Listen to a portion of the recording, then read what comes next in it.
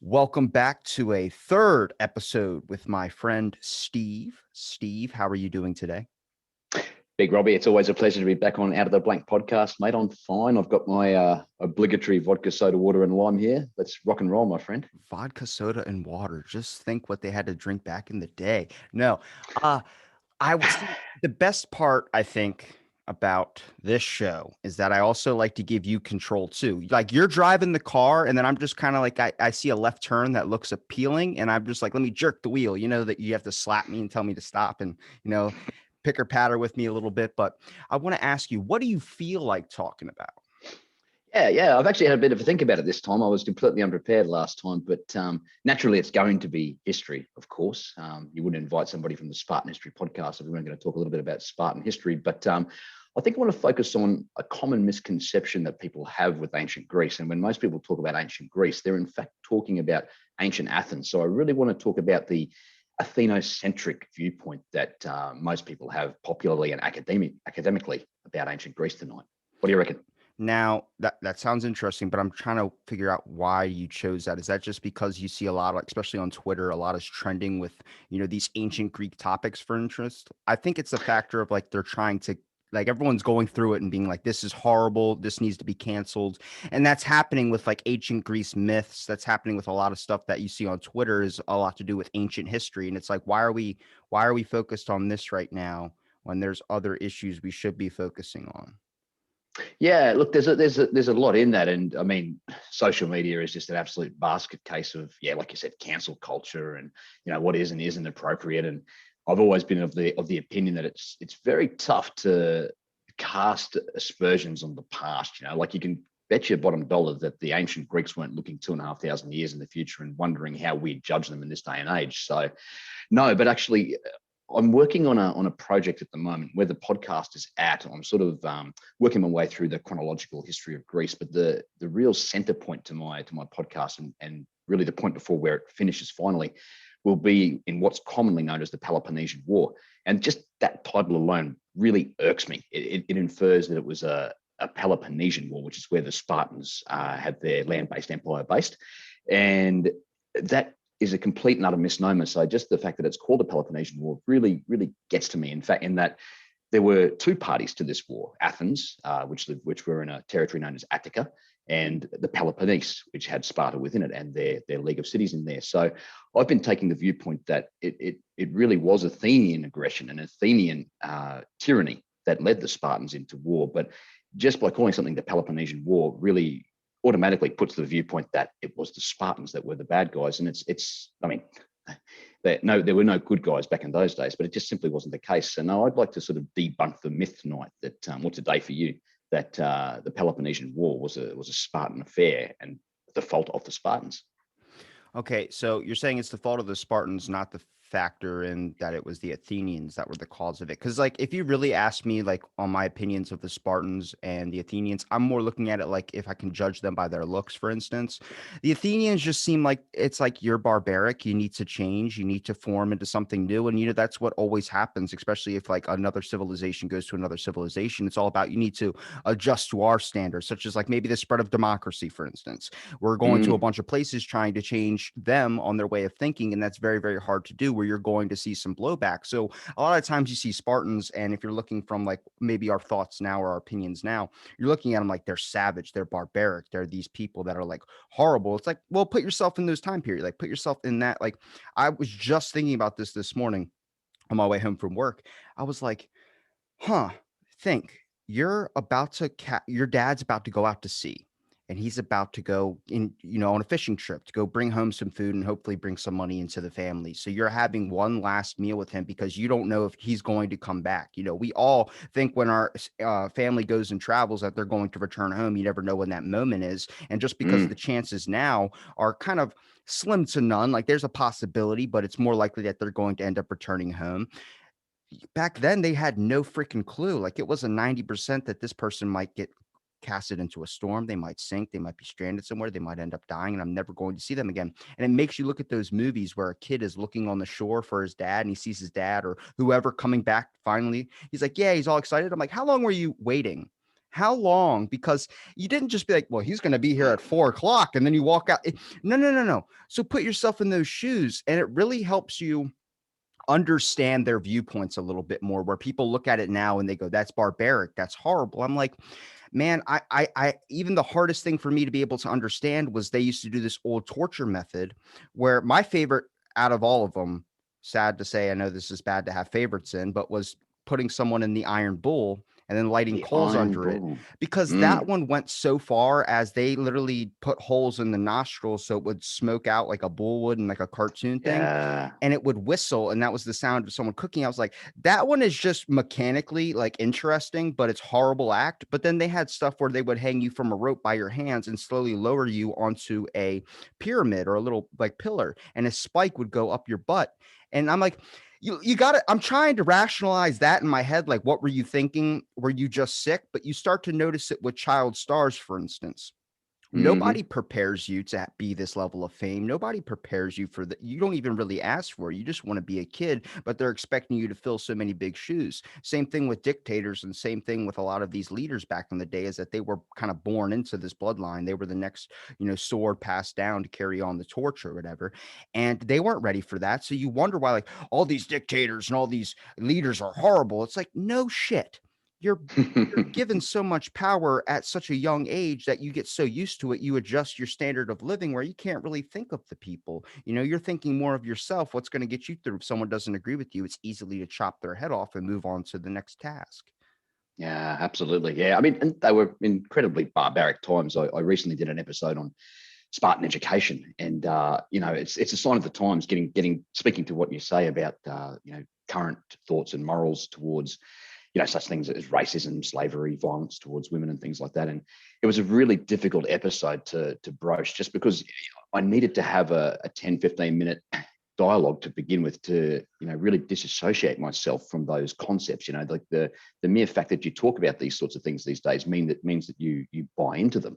So I really found myself having to give a massive disclaimer at the start of it, because this episode was going to cover things like child abuse. The Spartans were very violent towards both the boys and the girls through their education period, covering misogyny. I mean, any episode on any type of ancient Greek history has to tick off misogyny. There was also obviously the slavery element, and that's always it's not just a Spartan problem. The Greeks were renowned for slavery. It's more pronounced in Sparta than elsewhere, but it's estimated up to one third of the Athenian population was of slave origin. So they weren't short on slaves either there, but also, and finally, the pedophilia, which is a really really sensitive topic for a lot of people. And as a father myself, I find reading the ancient sources, I recoil from them, but it's a tough one to tease apart. That the pedophilia, I guess, as we talk about it in this day and age, would have been absolutely abhorrent to Greeks. But then on the other hand, that's a the desiring of children purely for that carnal and disgusting sort of gratification. But for the ancient Greeks, it was very customary, and Spartans in particular had this as an institutionalized thing. It's called pederasty, whereby an older man, not too much older, but generally in his 20s, would be assigned to a younger boy to teach him the art of being a man, being courageous, being brave on the battlefield. But there was also a sexual component to that. Now, it wasn't the main component, but it was a sexual component. So in order to talk about those four topics, I really had to give a massive disclaimer, because it's just so easy for us in this day and age to automatically see red and be angry that somebody's actually talking about this sort of topic. But we can't turn away from history. And exactly as you say, these dictators, these Roman emperors, these tyrants, they grew up in barbaric times. And I think the analogy you make to compare them to people like Miley Cyrus is probably a good example, and Justin Bieber, very, very good analogy, in that, obviously they don't have the licentiousness to go out and chop people's heads off and, pillage and tax the empire into absolute penury, but they still have this ability to live the type of life that you can only sit back and go, wow, what is going on in those guys' heads? But it's a different upbringing, and it was a different world back in those days as well. Now, do you, I think I've asked you this before, and I know you're probably, I'm going to kind of swing it at you a different way, just because I feel like if I do it, your answer is going to hit maybe a little bit different than what we talked about. But like, we've changed a lot. but have we really changed a lot? If you really look through the history of it, it's like just the tools have changed, the objects around us, our environment has changed, but our conceptions, our fighting, our disagreements, our mindset is still kind of the same with some small little details if you want to talk about, and small meaning like maybe if we talk about like our, you're not going to chop somebody's hand off because they steal something, but that's might be our thought of what we want to do.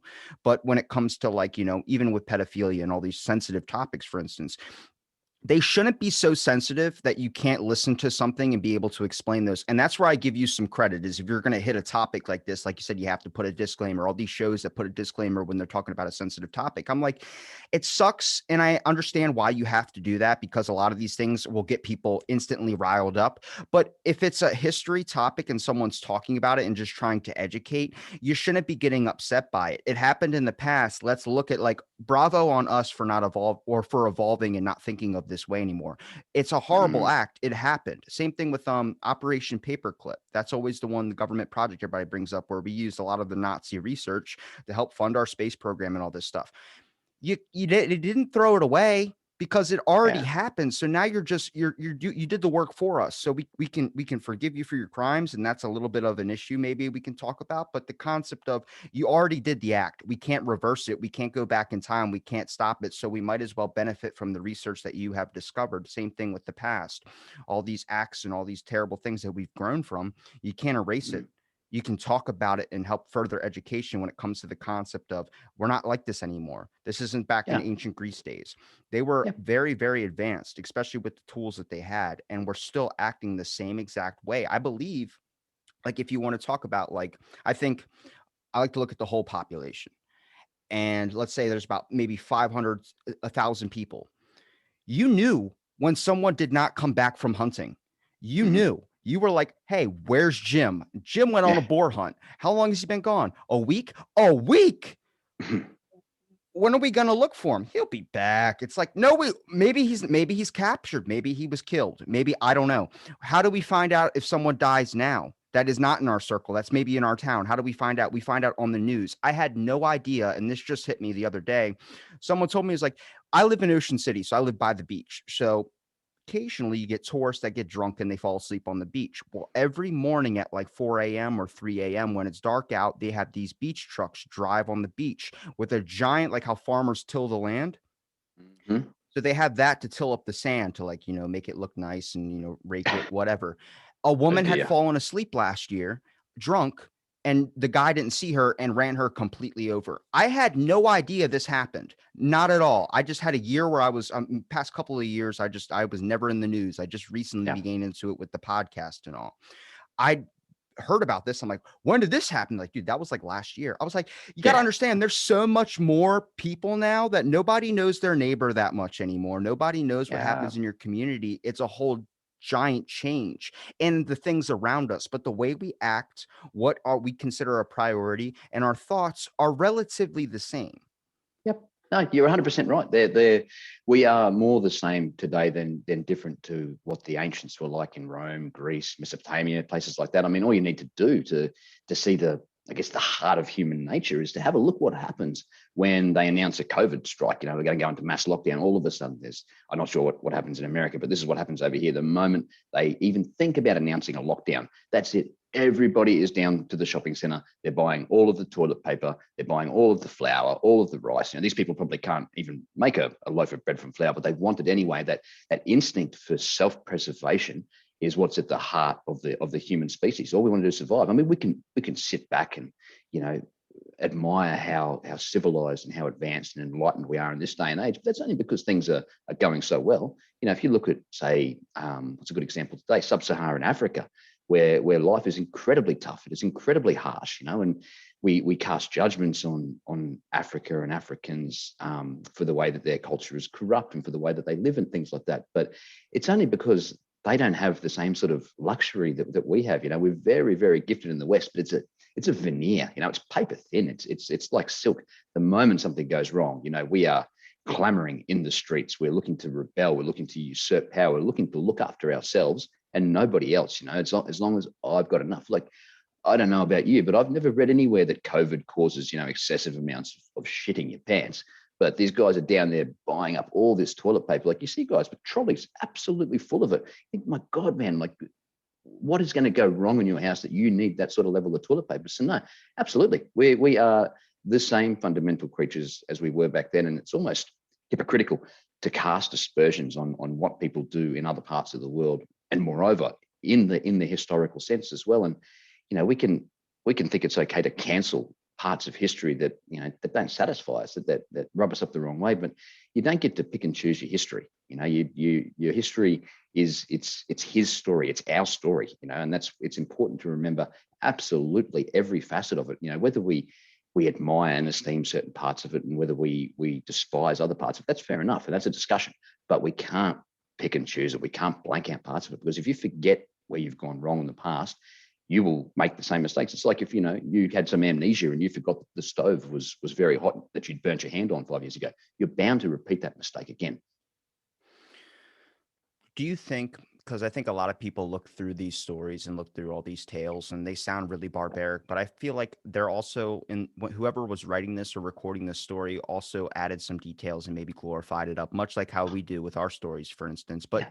they're like, but why would they make it so brutal? I'm like, you got to understand the time period back then. If you're going to tell a story about Hercules, are you going to say that he completed these tasks and at the ending he was given rulership, or he was, known as a god, or he rejected the gods? Or are you going to say he would crush people's skulls with his hands because he was so strong? People are like, oh my God. I'm like, yeah, because they're trying to impress you. And that was the mindset back then, was as violent as possible. If you talk about a person conquering, he was a good conqueror. Well, how many places did he conquer?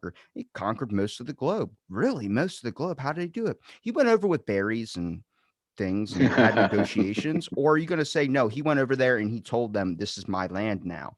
Might sound barbaric to us now, shows our growth, but back then that was a sign of power. That was a sign of, I'm not, you're setting a standard for not to be fucked with. And I Yeah. think that was important. And it's interesting because you said, you're going to end the podcast when it hits this certain topic. Yep. Do you have plans to shift into anything else? You've hit the Spartans. Are you going to hit the next, maybe hit another age, the Renaissance, for instance? Well, I'm going to indulge in a bit of classic hypocrisy, Robbie, and I'm going to do probably the Athens City History podcast after that, because I've spent the last 3 years basically hating on those guys. So I think it's a fair chance that, not that they don't get any love, but I'd like to, for the Spartans, it's very militaristic. It's very much about the individual nature of their government, and it's about the mystique that they were held in by other Greeks. It's a very narrow focus when it comes to history. The Spartans really didn't, have a vision too far out of the valley of the Eurotas where Sparta was. They had some ambitions of empire towards the end, but they ultimately failed in that quest. So it'd be nice to switch gears, I guess, and go towards Athens and indulge in the tragedies and the comedies and the philosophy of the city. I'm a big fan of all ancient Greek history, but it'd be nice to go down that road. And I guess eventually the plan would be to cover other cities as well that don't get any love, like Corinth and Thebes and other places like that. Because the story really for most people is, if you ask people about the ancient Greeks, it's always the Spartans and it's always the Athenians. So I'd like to really flesh out the entirety as best as I can. I mean, there were over 1,500 different Greek cities. Clearly don't have enough life left in me to do them all. But I'd like to paint a more rounded picture, I suppose, of the ancient Greek peoples, because they were very individual. We call them the Greeks, but they weren't the Greeks to them. They were the Spartans. They were the Corinthians. They were the Macedonians. They didn't really group themselves together as Hellenes or Greeks. That word's used very infrequently in ancient Greece. I want to toss this little theory at you. I've been talking to a lot of family historians and people who are genealogists, and I've I've been heard very good. I've been wondering, like, is there a possible scenario or maybe a possible thing in our society where there's like, just like how me and you are talking, but then there are some people that we can probably look at and be like, hey, we seem a little bit more like on a little bit of a higher level. You don't want to treat them that way, but you want to be like, I know a little bit more about this certain topic than you do, or something like that. Like Elon Musk, for instance, looks at us like we're all probably children, just because he's so his mind is so a little bit advanced compared to ours in certain areas and certain fields. He's thinking on a different level. Mm. Would those be the innovators sprinkled in through the population back then? Like, let's say if there's 1,000 something people, were those like, an Aristotle or these giant philosophers, these people that were advanced? Or was it someone that had like maybe the ideas that came from somewhere else. Like nobody even brings up the thought of like Aristotle, for instance. Did he happen to take somebody else's work or use that? Is that information we don't have yet that wasn't recorded yet? I bet you there was tons of people back in the day that were so advanced, but they didn't want any attention. They didn't want to bring up ideas. They were living on their own. I mean, if you look through history, we come to a different place and we see that they're building their houses this way. And you're like, that's a very interesting way to build a house. Let me build my house that way. And then you get credited for it, but you took it from something else. Someone was already doing that way before you were, but they just don't care about the credit. It's Mm, very, very weird when you start looking through history to see what has transcended into today's time compared to like what are we missing out on, who decided that this wasn't of importance. All the wars are going to be recorded obviously, but what about like, I don't know, inspirations, those little midnight things where you're like waking up in a heat of sweat, like, oh my god, I got to write this down, it's going to be the cell phone, and then you're writing it down. I want to know those types as well too, and it's interesting to see like, first of all, who was the person that decided, hey, why are we not talking about this, like writing this down for people to see? I mean, people talk about cave drawings, for instance, writing on caves to be able to record things. Well, they found out that if you light a candle, they would light candles made of like animal fat. If you lit it into the cave, it would flicker. And these pictures that they were drawn on the wall were actually moving back and forth, and they would create like movies. And they started to think that this was like modern day theater. This was like something to them that was advanced, like you're watching a motion picture on the walls, not really recording a battle that actually happened, more like making a movie or making a story, like another form of storytelling. And it's like, we've been thinking for so long that it's all like recorded history, that this dude killed a dragon and then that was it. No, it's probably a story, but you start looking at it like, what else has been told that we can try and separate anger, separate this type of own personal conflicts that we have because of the way we've grown today, and really look at like how much of this is actually true. Did this person get blessed by God? Was he actually the son of Zeus? No. If you really look at like a percentage of the world today, for instance, is 47%, or I think it's like 52 now, is just doesn't have a faith or doesn't have a religion because there's so much yeah, out there from all these different influences. yeah, Your main thing that gets you through the tough times is faith.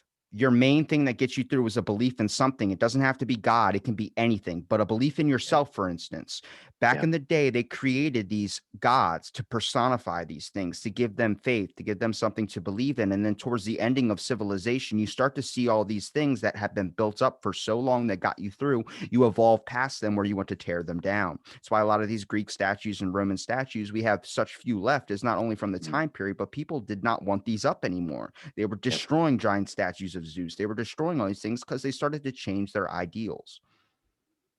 You have a very mercurial mind, Robbie. You can just play against so many different topics. That's why I keep dragging things back to ancient Greek, because that's the only thing I can feel that I can actually discuss with you on an equal basis. But I want to come back to what you said there about who decided what. Like was there anybody before, say, Plato and Socrates and things like that? But you touched on faith there, and I think you're 100% right. It's I'm not a religious person myself, never really have been, but more and more as I get older, I'm starting to wonder that it's all good and well to cast thousands of years of tradition aside. We don't need the God of the Judean faith. We don't need any of that sort of stuff. We don't need the saints of the Bible, but we didn't replace it with anything. We didn't really have a better option. We just said we're going to get rid of this sort of stuff. And I think when you said, the most important thing, you're right. It is faith. It's not necessarily God, but you have to hold yourself to a higher ideal. You really need to hold up even if it's just a perfect vision of yourself. Like who Robbie could be. If he could be all that he could be. Who I could be if I could be all that I could be. Like you need to keep something like that. It's almost a hero factor, which is getting back to what you were talking about with the ancient Greeks. I think a lot of these characters were that ideal, that they were, in a lot of ways they were tragic characters. A lot of ways they had faults. They had massive deficiencies in their character, but they also had these things that people could aspire towards. And it was a great lesson, I think, for the people in ancient Greece to look at. They say, look, this is what we could be if we were everything that we could be. But oh shit, look out! If we curse the gods, if we break their laws, then this is what's going to happen to us afterwards. Hercules, or Heracles as the Greeks call him, is a perfect example of that. You know, his name wasn't Heracles when he was born. He was actually changed his name to Heracles, which in Greek means the glory of Hera, because he was cursed by Hera, because obviously Zeus had slept with his with his mortal mother, and wasn't an uncommon thing for Zeus to do. But as always, Hera decided to take it out on the spawn of that union, or the offspring of that union.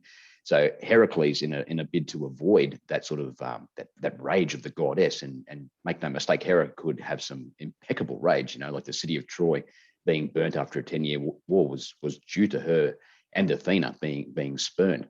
So I think, as far as who decided what, and it was more about what was useful to the people at the time. You know, these manuscripts, these texts, these books that come down to us from this day and age. You know, not only did they go through a period of Catholicism or Christianization, whereby the Christians, early Christians, were monotheistic. You know, they had no time for the Greek or Roman pantheon whatsoever. So anything pertaining to that really was useless to them. You know, but the sciences were something that stayed around. The mathematics, obviously, was a big part of that.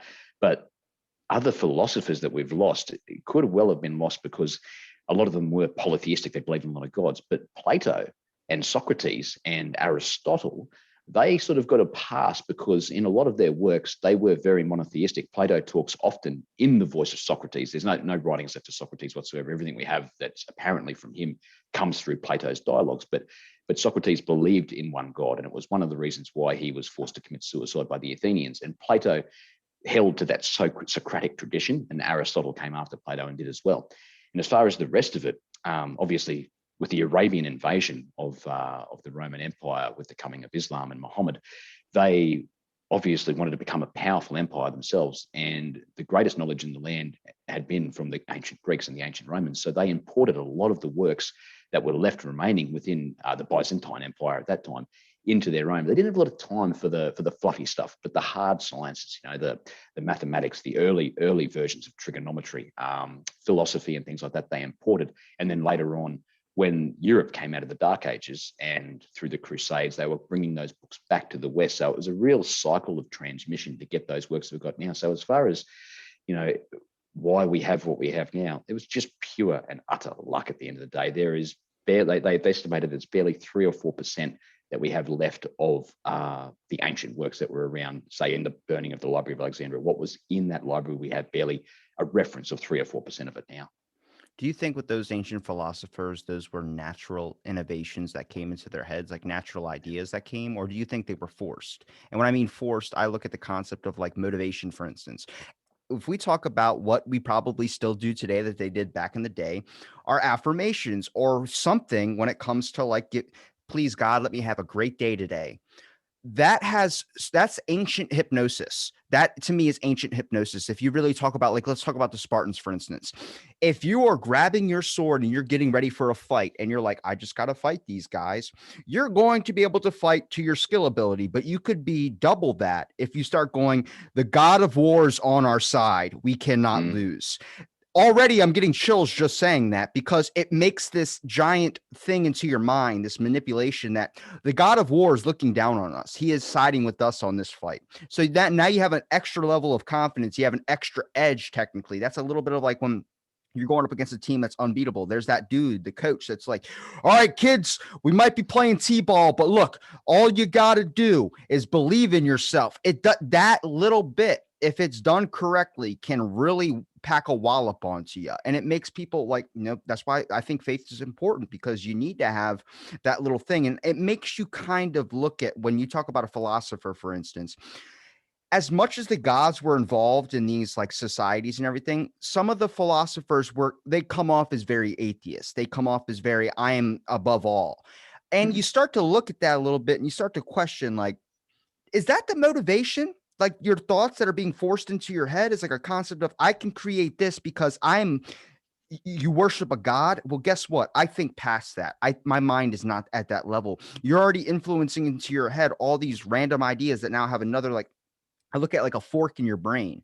It's now going off on a whole nother road, because now you're thinking immediately, I am smarter than everyone around me. And that's same probably Elon Musk. When we talk about him being smarter, he probably walks around going, I'm smarter than everybody. And that gives your thoughts that you can take that the wrong way when it comes to you can end up being pretentious where you're sitting at a coffee table holding like a Yeah. cup with your pinky up and you're like, what's steak? Steak? I want lamb. And you're like, all right, well, now you're not even, you're just acting, you're not really thinking it. But can that Mm, force thoughts when someone starts thinking of geometry, when someone starts looking at a bunch of different items and figuring out, hey, I could sculpt it this way, I could form it this way. Why are we talking like this when I could be talking like this, or I could be reciting or storytelling this way? You start to wonder, was that a major influence in the way that we've kind of branched past that? Because it seems like eventually you evolve past these ideals and mm, you kind of tear them down. But I don't think they should be torn down because they're a base, they're a template. There are things you start off with that are important to your growth. And if you grow past them, sometimes you can end up returning to those things later. But it also is a remembrance of what you used to be compared to where you are now. mm. That's a, I think that's right. You know, I really do. I feel that that's exactly right. I mean, I'll come back to the Greeks in a moment, but I think if you take a tradition like the call to prayer in Islam, and I lived in Turkey for a number of years, and other Islamic countries as well. I travelled pretty extensively throughout the Middle East while I was living over there, and the call to prayer. I mean, obviously, it's a foundation in Islam. It's one of the tenets, one of the five pillars of Islam that must be completed by every true Muslim. But if you look at it on the fundamental, and I've had the opportunity to offer prayer within a mosque once in a place called Cappadocia in central Turkey, and you can almost see that it's an ancient form of ritualized exercise. You know, certainly that you're going there to face towards Mecca, and you're praying to Allah for wisdom, for forgiveness, for to lead a good life and things like that. But if you look at the structure of the call to prayer, it happens 5 times a day, and the imam traditionally would climb the minarets of the mosque, and he would sing out the call to prayer, which is a beautiful song. There's a different song at every stage of the day, and every true Muslim, no matter what he's doing at that time, and it's a regimented time, they know it's going, but they have to run to the mosque. They run to the mosque. Now, once they're there, they perform ablution. They wash behind the ears, they clean their body, they ritually cleanse themselves, which also has properties towards, obviously your own personal health and hygiene. And then when you're inside of the mosque and you're doing the motions of the prayer, it's almost like a series of sit-ups and push-ups and things like that. And you have to do this thing 5 times a day. So it was almost it had a dual effect, I suppose, that not only were you ritualized within your practice, practicing the ritualization of the faith, but also you were getting that health benefit out of the exercise for it as well. And I think even though perhaps we've evolved past the need for that, I guess, spiritual element of offering repetitive faith to our God, the other side of it is the health aspect, and we definitely will never aspire past that. So I say, in that light, these things are still probably fairly relevant to us in this day and age. Kosher is another thing, like it's obviously the preparation of meat and food these days is very, very good. You can eat just about anything out there, but back in the day when the Jews were first developing their traditions and their laws, kosher was a way of, even though it was considered, um, not kosher to eat these foods according to Yahweh or God, saying that it was really the foods. If you look at the foods they're avoiding, those foods are laced with parasites. They're very, very risky foods to eat. The pig is a prime example of that, and you can just see that in there it was like a health and safety sort of aspect to it, trying to keep the Jews healthy and all that. Now, making it coming from a directive from God Himself only enforces that in that ancient day and age, whereas, well, God has told you not to eat that. So doubly so. But in this day and age, maybe we've evolved past the spiritual element, but it still pays to make sure the food that you're eating is clean and healthy and disease free. So I think, yeah, these things are still relevant to me. I'm so glad you said that because I have a really good question. So the innovation though of maybe the process of making our food or hunting our food or being able to eat our food is a lot better than it was before. But why were they so much healthier back in the day when it comes to maybe the looks, the aesthetic appeal, the way that their body functions? I mean, now everything is so processed. And I think Mm, we look at like I don't know a whole lot of recordings of back in the day people dying from diabetes or people dying from obesity or all these factors that are a factor now. I mean, every single Greek statue or Roman statue I see, they're all ripped to shit. Like they got obliques that are like harder than stone. And I'm like, that came like that's the whole basis of the primal diet is that you eat like their examples always the Spartans, for instance. We have a Mm, better process of now understanding parasites. I mean, they were eating raw flesh back in the day and expecting that to not have any. Maybe you get the massive. Maybe that's when they needed toilet paper was back then.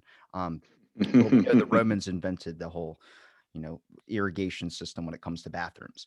yeah, But if we look at like now there are people that are suffering from severe health risk and dying at the same age as someone that lived back then for eating up some type of meat that had a parasite in it. Maybe the pain yeah, is a little bit different, but there's people dying in their 30s, there's people dying in their 40s. I mean, people are having heart attacks younger and younger every single day. Our yeah. nutrition might have gotten better, but is there a template or is there an example of something that back in the day maybe they were doing a lot better than what we're doing now? We seem to have devolved in a way. We've evolved in a lot of ways, but there has to be in some basic concepts, maybe communication has changed, has adapted to new tools. But if we look at like someone based in the Spartan era compared to someone based now, relatively physically, they are probably more along the same lines, except maybe muscle definition in those. But when we talk about height, Hmm, for instance, height, mhm, there's probably maybe a little bit of more like when it comes to people being taller now, but it's not yeah, that much. It's just an abundance of food. The more food you have, it's kind of like having a koi fish in a pond. If you give it a lot of room, it's going to grow bigger and bigger and bigger. You fit to what's around you.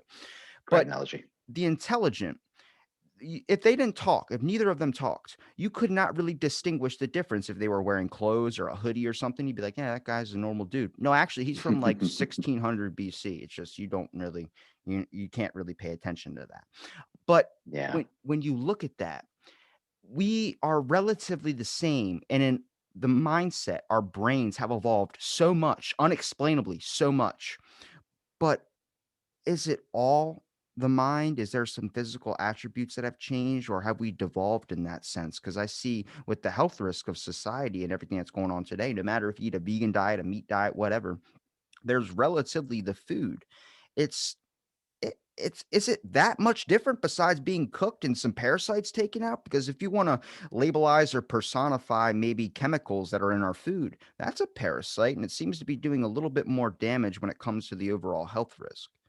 yeah, yeah. You're right, and I guess there's a lot in that. But to tease it apart, I guess the statues. We'll start with those guys. You know, that's the catalog. That's the magazine. That's the Instagram, I guess, of the ancient world. You know, that's the idealized version of what they would have looked like. But certainly, the average, ancient Greek, ancient Roman, Mesopotamian, Egyptian wouldn't have had an issue with obesity. You know, like you could, it's often called a pandemic. I'm not sure if you can call something that's not truly a disease a pandemic, but that's often how it's painted.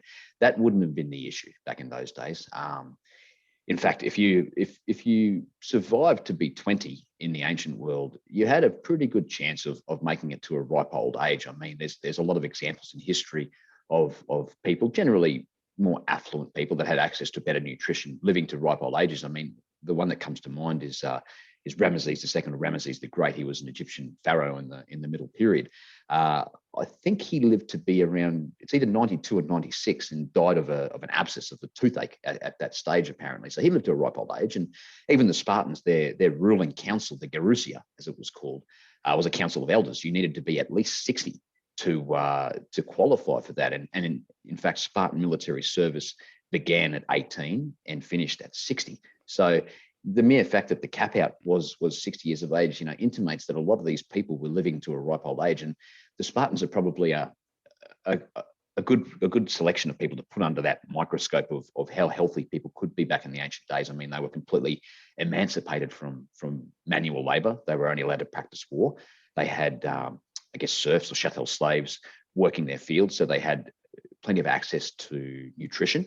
They had ritualized nightly dining sessions, feasts more likely with other Spartans. So they were very, very healthy in that regard.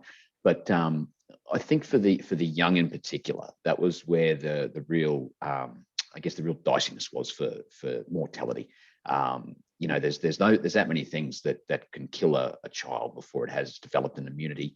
There's that many congenital defects that we are able to fix up in this day and age that we can get through. So a lot more people get through to that sort of 20-year mark and can progress on through there. But I think if you were to look at expected life, like expected life cycle, that people could live, with the right circumstances, could live to be 70 and 80 back in the ancient world. Just that more of us do these days through the advent of modern medicine and things like that. But there was there was a lot of things that could kill you back in those days. And if we were all of a sudden, lost the ability for antibiotics, as a prime example, we would face those very same challenges that people did in the ancient world, for sure. Do you think medicine has evolved because of the fact that of the way that we're taking care Yeah, of our nutrition? I mean, it kind of yeah, seems yeah. like the cell phone, for instance. People go, "Well, I don't have Wi-Fi, I don't have internet." It's like that wasn't a problem until it was created. Like, there are some basic functions that we tend to lose, and we like to think of these advanced gifts that we have now as basic necessities. When someone asks, like, what's a basic necessity? Is your car a basic necessity? Well, I need to travel. Well, you can walk like they used to do back in the day. It just makes it faster. Your time is saved, but money's kind of spent. If you look at medicine, it's evolved so much because of the way that everything around us has been getting us sicker and sicker. There's been new diseases coming out, so we have to try and Mm. research and figure out what those things are. Back in the day, their nutrition, I mean, if their biggest incident or their biggest accident or something besides maybe a parasite in the food will be if you got shot in battle with an arrow. Oh yeah, We talk about innovations, people that are innovators. Who is the person and who told that person, or was this a forced idea of poison tipping your arrows? That, like, people go, that arrow just missed me. It just skinned the side of my arm. You're like, yeah, you're gone, dude. It's like, what do you mean you're yeah, gone? yeah, If you're not dying of infection, that's probably poison lace. And you're like, what? yeah. Like, who had that idea? Who from birth was just randomly like, what happens if we dip our arrows in this type of poison and then kill somebody? I don't know. We talk about surviving back in the day. I'm the type of guy that's picking up arrows, so I make sure I always got more. Unlike Hawkeye, it seems like he can just have one and shoot them all over the place. But I end up picking up an arrow and cut my finger. Oh, I cut my finger. Oh, that's poison tipped, bro. Man, you're gonna die. It's like, Yeah, what? I didn't know that yeah. was gonna happen. But did someone say you are blessed by Zeus, or you're blessed by Ares, you're blessed by Hephaestus, and you're going to create this you're going to do something great with your power? And then he's just like, oh, and he starts spending hours and hours and hours in a room trying to think, what do I do? How do I create this? Watching this, watching that. Next thing you know, it's forcing your evolution or forcing a thought, much like comedians, for instance. Do you just naturally have the ability to be able to think of something, or are you forcing that type of creativity when you're sitting in a room and saying, I'm going to write? Like, for you, for instance, we talk about you writing down an episode for your show. Are you going to be like, I'm going to wing it like I do? Or are you going to be like, I want to make sure, since this is history, I can't do that with history. I can't just wing it. I have to know, I have to study, and I have to understand the basis. So I give you credit on this, is when you start going, I'm going to research about this topic. Now, what do I want to hit? What are my key points, and what information do I need to include? You're going to sit and write it down. Maybe it takes a week, maybe it takes a couple of weeks, but the longer you sit and think about it and you have it marinating and you're forcing this creativity, I need to sit down when I get off work, no matter how tired I am, and I'm going to write for an hour. You make a better show. You make more Mm. information. You make better context into it, rather than when I can just come in and start shooting off random things that I've heard with no freaking sources at all, just random. But it's interesting because, to me, I consider that a higher value when you're looking at the fact of natural and then forced. When you're forcing yourself to understand these topics, no matter how hard they are, and then you're writing down a show, it's where I give you credit for. It's why I'm a little bit shocked that you're ending it. I know the Spartan era ends. I'm aware it's not happening today. At least as far as we know, there's not. Maybe Area 51, for instance, they got Spartans down there, and they're just like, what do I? But, like, we talk about adaptations and evolving, but we're still doing the same exact things. MMA is probably the best example of gladiators. When it's two people fighting in a ring, there's still that primal thing inside of us all to watch someone get knocked the fuck out. There's Yeah, that thing yeah, where we want to see a fight, we want to see a battle. Now, that might devolve down into Twitter wars with people just trying to spark up conflicts everywhere. But when you're watching, back in the day, I like to put myself in the mindset of what a gladiator probably went through. Imagine yeah. walking through a long, dark tunnel and you're hearing a bunch of people screaming, ready for you to fight. You know that you don't have a choice in this. You might be the king's favorite, but that could change in an instant if you lose. You're walking out, which could be your last time. Every step that you take, you're wearing broken fucking sandals. The leather's cutting into your feet. and you're watching as you're walking down this hall, you're seeing blood stains and bones and all these things of dead combatants that are just laying all over the place. And you walk out into this Wow. ring to a bunch of people just screaming your fucking name or screaming for you to kill or screaming for your death. And you realize that even if you win this battle, you somehow make it out, whatever this person is combat style, you don't know this person's life. They could beat you in a second, that the king could just stand up, give you a thumbs up, or give you a Mm, thumbs down if he's having a bad day. Let's say he got into a fight with his queen, his whatever. yeah. He's having a issue with his daughter, So, his the yeah. princess. He's got a You could, headache. even though you just survived, you maybe have lost a hand, you've lost an arm, but now you look at it like, am I good? Did I do what Mm, you wanted me to do, or am I going to die anyway? So you're basically walking into this knowing, when am I going to die? Is it going to be right now, or is it going to be an hour from now? What is it? yeah, I just want to go back quickly to the medicine because I want to get back to the gladiators because you just painted such a fantastic picture there. But as far as the medicine progressing over the years, you mentioned diabetes a little bit earlier. That's a classic case. In Greek, diabeto or diabetes literally means to pass through. Dia is like to, and vitis means like something passing through something. So basically, going to the toilet. Now they had two types of diabetes in ancient Greece, and we still have two types of diabetes in the modern world naturally, and it's diabetes mellitus and diabetes insipidus. Now, diabetes mellitus, mille is sugar or honey, so basically to pass through sweetness, or insipidus to pass through tasteless. Now, how did they know?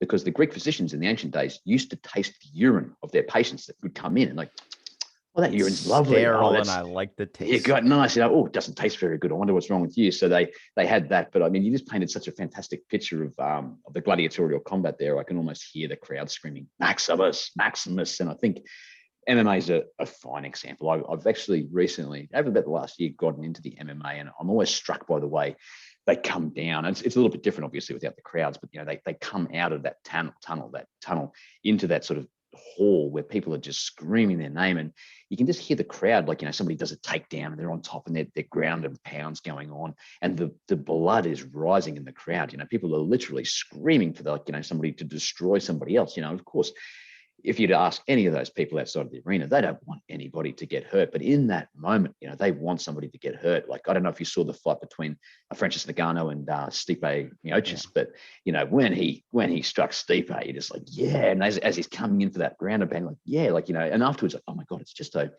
so shocking. But at the time, that's exactly what the crowd wants to see, and the Roman emperor would put on those shows for the people because it keep them bloodthirsty, and a lot of people say that's where the Roman Empire went wrong. It was the Christianization of the empire, and obviously they banned the ritualized combat sports and things like that due to the coming of Christianity, and that really took out the warlike nature of the Romans, because before that, the only way to get to the fields of Elysium, the afterlife, was to live a brave life and die gloriously on the battlefield. It was one of the best ways to get there anyway. But all of a sudden, there was a benevolent God who didn't want you to murder. In fact, it was one of his 10 tenets of life. Just don't worry about doing that sort of stuff. Just believe in me, and it doesn't matter what happens to you, you're going to go to nirvana, into heaven at the end of it. So all the Romans are all of a sudden, yeah, stuff this stuff. We don't need to worry about that. And it was a softening of the Roman people. And you see them importing into the empire more and more tribes that were external from that empire, the Gauls, the Vandals, the Goths, the Huns,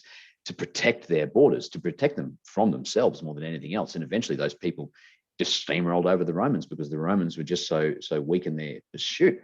And also, just want to mention the thumbs up and the thumbs down thing.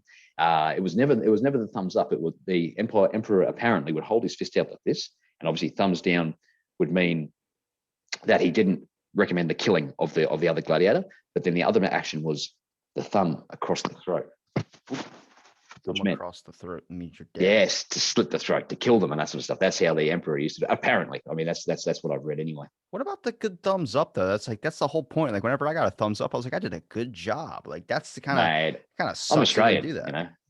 we love a good thumbs up over here. We do.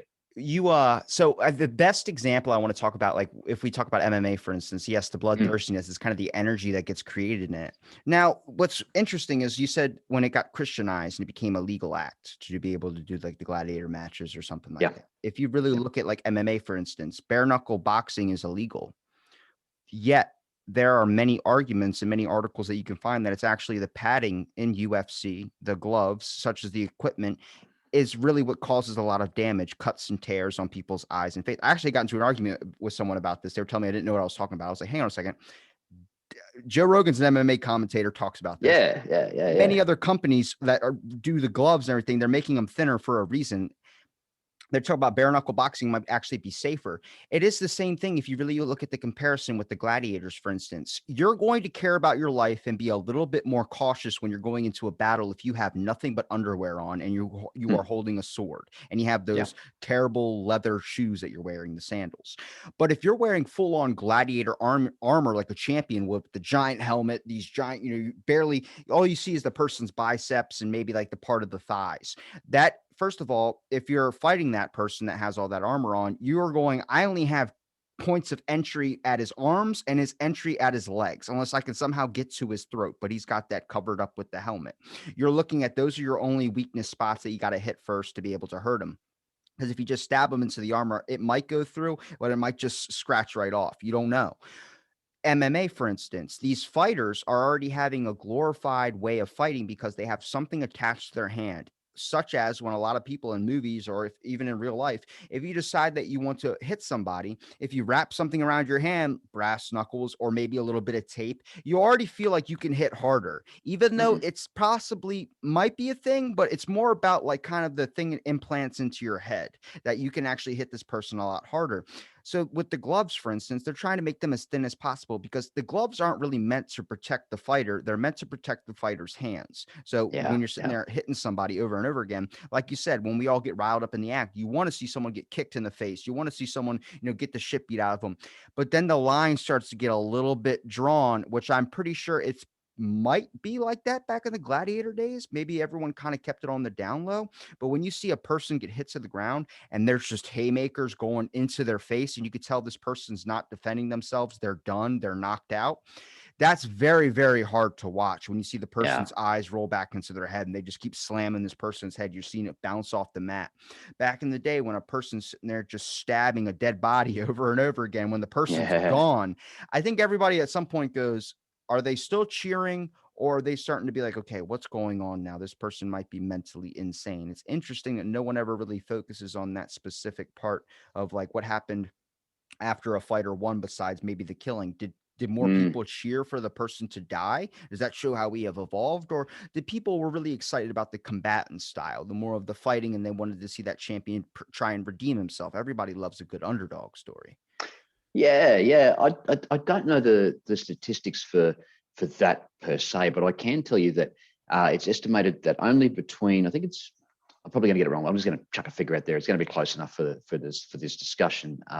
It's between 3 to 5%, I think, of gladiatorial combats resulted in the death of one of the participants. It was quite often just to the first blood, the first cut, the first nick, and things like that at the end of the day.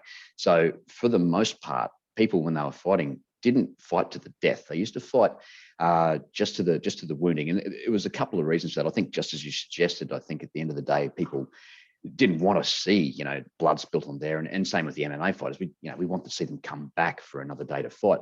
But also, just like the MMA fighters, the investment in these gladiators was incredibly huge. The people that manage the ludus masters that trained the gladiators in their art would spend thousands and thousands of dollars, I guess, in real world terms, in training these fighters up and making them into the most proficient gladiators that they could find. And to have one of them die would be the equivalent of, driving a Lamborghini off the cliff in ancient days terminology, because you couldn't have, there's only a limited supply of these gladiators. I mean, just like the MMA fighters, you wanted to see the good guys go out there and fight. You didn't want to see a bunch of thugs from the street go out there and swing away at haymakers. It's more about the art form, and not everybody was trained in that art form to fight as gladiators. Quite a lot of them are actually retired in Roman times. Quite a lot of like the Roman legionnaires would actually, once they'd finished with the army, would go and fight in the gladiatorial arenas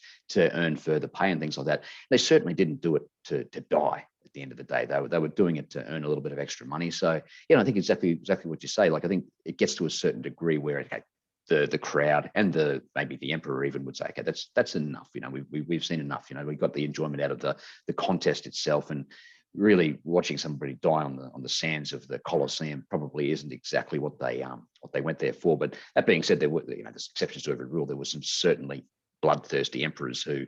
There are tales of thousands and thousands of gladiators being slaughtered on the arena for their birthdays. Like Caracalla is a good example. Nero was another one that had some extensive bloodshed within the arena. But by and large, even the most noble rulers like Marcus Aurelius didn't ban the gladiator combats. He encouraged them. It was more about that Andrea, that manly spirit. That was what the crowd were looking to see. That the dynamism, the power of the warriors, not the blood so much. So I'm about to jerk the wheel right now because I see a Taco Bell coming up. So I'm jerking the wheel and I'm gonna steer you into this. Do you Yeah, go not for it. find it so fascinating when you discover something like this, like a thing you never even thought of? Like for me, if you were gonna ask, like besides ancient Greece, for instance, I studied a lot about the Holocaust. I studied a lot about the war, and something I never even thought of was the perspective of maybe a Nazi soldier that didn't want to be a Nazi.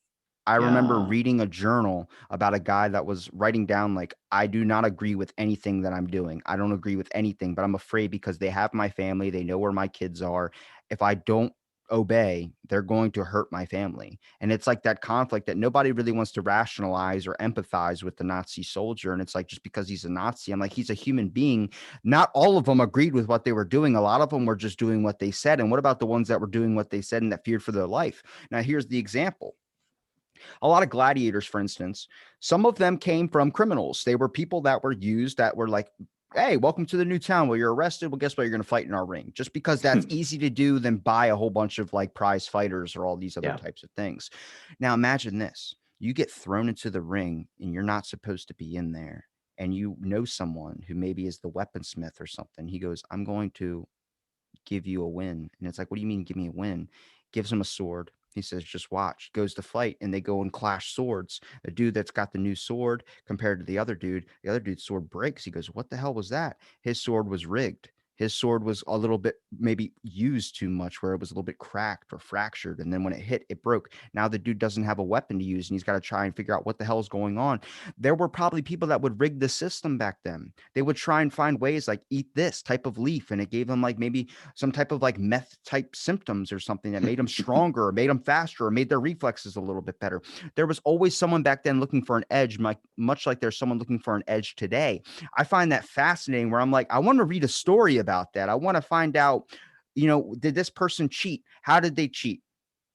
How did they do these types of things? Did they have good standing, where it was like, maybe if you ever see Avengers, for instance, I think it's Thor Ragnarok, to be honest with you, when he's Love fighting it. against the Incredible Hulk. As he Mm. goes to knock out the Incredible Hulk after he's like about to lose, they shock him and he falls to the ground and he's on the ground. Then he loses. But that's a Mhm. rigged game. Yeah. So I'm like, did that Yeah. happen back in the day? Because if you're rigging a game, you're basically, that's a big issue. Did people care? Did people talk about like, oh, that fight was fixed in MMA all the time? Were there people Yeah. saying that fight was fixed back in the day, or they just didn't care because they got what they wanted, the bloodthirst? Yeah, there's definitely records of you know, warriors being drugged before combat, animals being drugged. Lions put into the arena being drugged. Which probably more for the benefit of the bystanders or the crowd for that matter. But I know I can speak to the Greeks. They had I don't know if it says that their culture is inherently unfair or not, but they focused greatly on the fairness of competition. If you look at the Olympic Games is a good example in this instance, and the stadia was the prime event. That was a running race. It was about 180 meters, and it was a length up the field around a pole and then back towards the starting blocks. And if you go to Olympia now, you can still see the actual starting blocks, like you would see in a modern Olympic arena. They were a raised sort of marble plinth where the runners would stand abreast to each other and they'd run.